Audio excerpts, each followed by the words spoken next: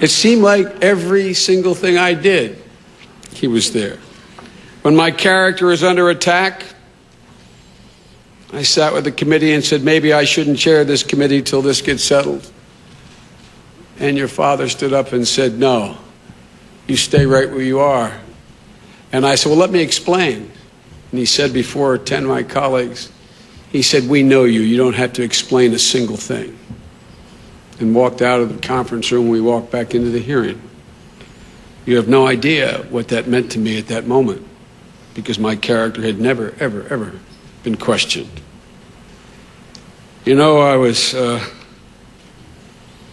sitting in Wilmington, Delaware, after recuperating for 6 months for 2 cranial aneurysms and a major embolism, and kind of feeling sorry for myself. And all of a sudden, up my old dusty driveway comes a cab, and out jumps Teddy Kennedy. And he had a great big, turns out to be a picture frame under his arm. It was about 2.5 by 3 feet. And I was sitting by a pool, and he walked over, and he said, where can I change? And he had a bathing suit with him. Put on his bathing suit, came back out, and he said, I want to give you this. And he gave me this picture of a big Irish stag. And he said to my Irish chairman, come back, I need you. He sat there for 6 hours with me. Got back and called a cab, got back in the train and went back. You know, for 36 years, I had the privilege of every single solitary day going to work every morning with Teddy Kennedy. I had the privilege every day for 36 years to witness history.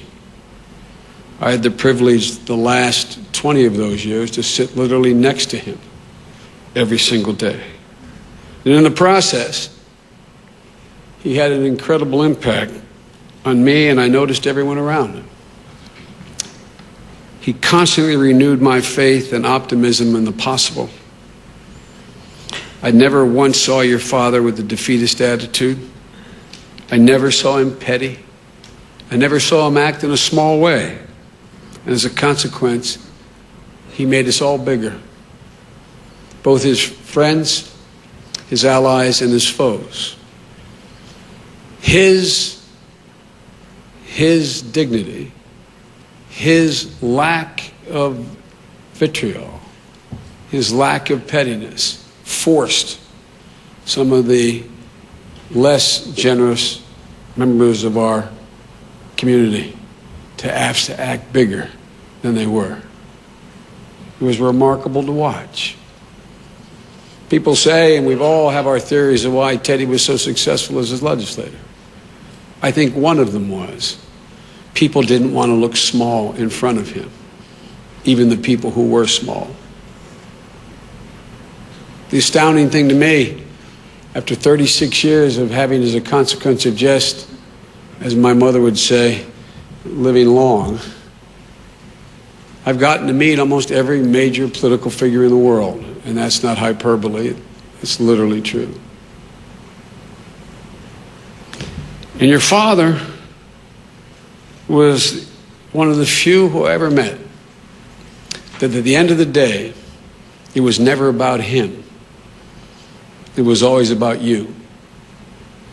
A truly remarkable character trait. So many others, when it got down to the end, it was about them, not about others. With Teddy, it was never, ever about him. The interesting thing to me is that I think the legacy of Teddy Kennedy, and it's presumptuous of me to say this because who am I to judge, but I think the legacy of Teddy Kennedy can be measured in no small part as a consequence of how we in America look at one another. How blacks look at whites, how gays look at straights, how straights look at gays.